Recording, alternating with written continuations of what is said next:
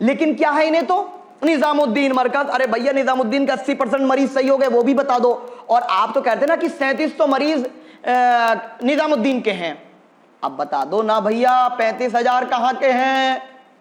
हिम्मत नहीं है और डरपोक सरकार कभी भी फैसले नहीं ले पाती है, इसीलिए आज मजदूर परेशान है पूरे देश के अंदर।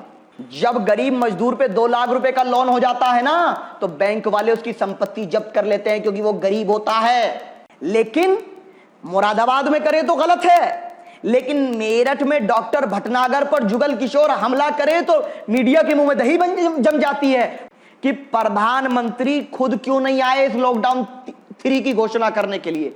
जानते क्यों नहीं आए? क्योंकि पिछले 2 बार उन्होंने घोषणा की लॉकडाउन की, लेकिन आते हैं ऐसे बांधेंगे, ऐसे करेंगे।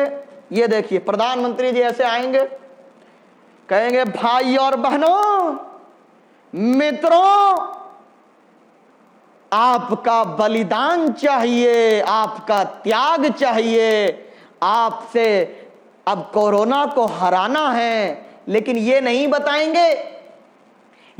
बताएंगे कि कैसे हराना है। ये सवाल कोई ना पूछ ले, तो इसलिए लॉकडाउन की घोषणा चीफ डिफेंस स्टाफ से की, क्योंकि प्रधानमंत्री जी जानते हैं, क्योंकि देश की जनता नाराज है, देश की जनता का विश्वास नहीं है। और विश्वास इसलिए नहीं है कि धोखे पे धोखा, तारीख पे तारीख। हमने एक पिक्चर का, फिल्म का डायलॉग सुनते थे कि तारीख पे तारीख, तारीख पे तारीख। यहां है झूठ पे झूठ, झूठ पे झूठ, झूठ पे झूठ, नाटक पे नाटक, जुमले पे जुमला, जुमले पे जुमला, जुमले पे जुमला। पहला जुमला 15 लाख, फिर नोटबंदी के बाद मुझे 50 दिन में अगर मैं इंकलाब ना ला दूं तो बीच चौराहे पर लटका देना, आतंकवाद को खत्म कर दूंगा। ये तमाम जब जुमले साबित हो गए, दोनों बार भाषणों में बोले ताली बजा लो, अब की बार ताली नहीं, दिया जला लो। अरे भैया ताली भी बजा लेंगे, लीजिए, क्या मर गया कोरोना? दिया जलाओ, आरती करवाना चाह रहे हैं आप। लेकिन आप उस मजदूर के लिए क्या किया आपने? आज भी तमाम प्रदेशों से हजारों फोन आते हैं कि ना तो संपर्क हो पा रहा, राशन की समस्या खड़ी हो गई है, लेकिन उनकी कोई बात क्यों नहीं कर रहा, मैं जानना चाह रहा हूं। इसलिए कि वो प्रजापति है, इसलिए कि वो मौर्य है, इसलिए कि वो यादव है, इसलिए कि वो दलित है, इसलिए कि वो सिख है, ईसाई है या पिछड़ा है, राजभर है। क्योंकि पैसे वाले क्षत्रियों को कोई परेशानी नहीं हो रही, ब्राह्मणों को कोई परेशानी नहीं हो रही ज्यादातर। लेकिन मैं आपको यह बात बता दूं, देश की जनता का आपसे विश्वास उठना देश के लिए अच्छा नहीं है। इस नाजुक समय पे मैं प्रधानमंत्री जी आपसे कह रहा हूं, आपको माफी मांगनी चाहिए। और आपको बता दूं, मैं पीएम केयर फंड में कितना पैसा आया किसी को बताया? बताओ भाई भक्तों, बताओ। संबित पात्रा तू भी बता दे। या भैया तू बहुत झूठ फैलाता ना, मैं तो तुमसे भी पूछ रहा हूं, बता दे कि पीएम केयर फंड में पैसा कितना आया। पीएम रिलीफ फंड पहले से था, उस अकाउंट को बंद करके कि नया क्यों लाया? क्या इसकी ऑडिट रिपोर्ट आएगी या नहीं आएगी, बता दो। जब इतना चंदा आ रहा है, सब कुछ आप जनता से ही करवाना था, तो भैया प्रधानमंत्री भी फिर हम ही बन जाते हैं ना, जनता ही सरकार चला लेगी। जब सब कुछ हमसे करवाना है तो आप क्या करने वाले हैं? क्या फकीर झोला उठा कर करे भागने वाले हैं? देश जानना चाहता है ये बात। आप ही ने कहा था हम तो फकीर आदमी है, झोला उठा के चल देंगे। अरे बाबा झोला उठा के चले जाओ तो देश का कुछ भला हो जाएगा, कम से कम जुमलों से तो बच जाएंगे प्रधानमंत्री जी। ये नाजुक समय है। राइट ऑफ जो किया गया है, रामदेव का नाम उसमें आ रहा है, उनकी कंपनी का, उसमें अडानी अंबानी जैसे लोगों का नाम आ रहा है। राइट ऑफ, फिर कह रहे माफ नहीं किया, राइट ऑफ किया है। किसको समझा रहे हो? 68,000 करोड़ माफ करने वालों, तुम्हें क्या लगता है कि हम बेवकूफ हैं क्या? हम समझते हैं तुम्हारी साजिश, और इतना अकाउंट हमें भी आता है।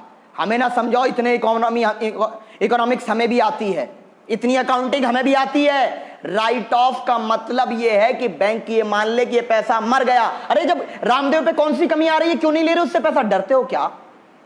जब गरीब मजदूर पे 2 लाख रुपए का लोन हो जाता है ना, तो बैंक वाले उसकी संपत्ति जब्त कर लेते हैं, क्योंकि वो गरीब होता है, वो मजदूर होता है, वो किसान होता है।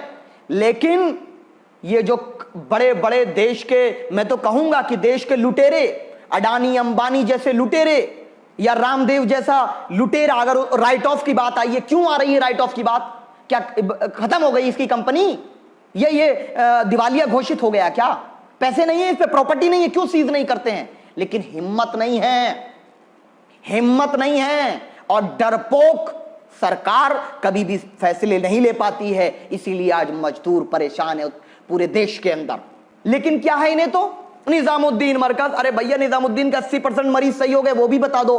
और आप तो कहते ना कि 3700 मरीज निजामुद्दीन के हैं, अब बता दो ना भैया 35,000 कहां के हैं? आरएसएस के हैं? बोलो, अरे संबित बोलो, बजरंग दल के हैं क्या? अरे नलिन कोहली बोलो, बीजेपी के हैं क्या? अरे सुधांशु त्रिवेदी आप भी बोलो, संघ परिवार के हैं क्या? विश्व हिंदू परिषद के हैं क्या? 500 रुपया सुना है प्रधानमंत्री जी के तो मेकअप पे भी एक दिन में 50,000 खर्च हो जाते हैं।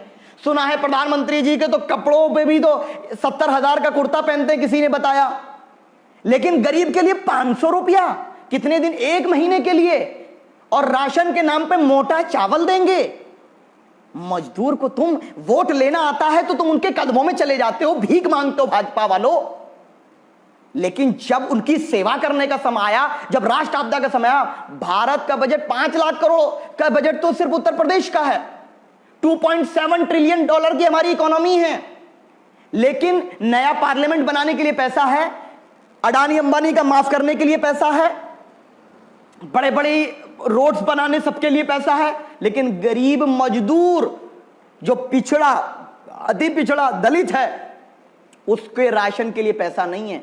आज भी पूरे पूर्वांचल, बुंदेलखंड और बिहार का सीमांचल, बंगाल में ये तमाम इलाके वो बता रहा हूं जहां पर लोग भूख से मरने पर मजबूर हैं, और आने वाले समय में बेरोजगारी की बाढ़ आ जाएगी। एक तरफ ये कहते हैं कि कोई कंपनी सैलरी ना काटे, खुद डीए काट लेते हैं, तो प्राइवेट कंपनी को क्या संदेश जाएगा? जब कंपनीज में वर्किंग नहीं होगी वो कैसे रख लेंगे? अभी पता चला स्पाइस जेट अपने पायलट्स की सैलरी आधा करने वाली है, क्या करेंगे जी? कंपनियां बंद हो जाएंगी ऐसे। हमारे पास एक सॉलिड प्लान होना चाहिए, और विपक्ष से बात करना कोई गुनाह का काम नहीं है। प्रधानमंत्री जी, प्रधानमंत्री जी, अगर आप अपनी माताजी से सच्चा प्रेम करते हैं, पूछिए, सोचिए, अगर आपकी माताजी कहीं जंगल में भूख से तड़प रही होती तो क्या आप उनके एक महीने के लिए क्या 500 रुपये देते? मेरा एक सवाल है।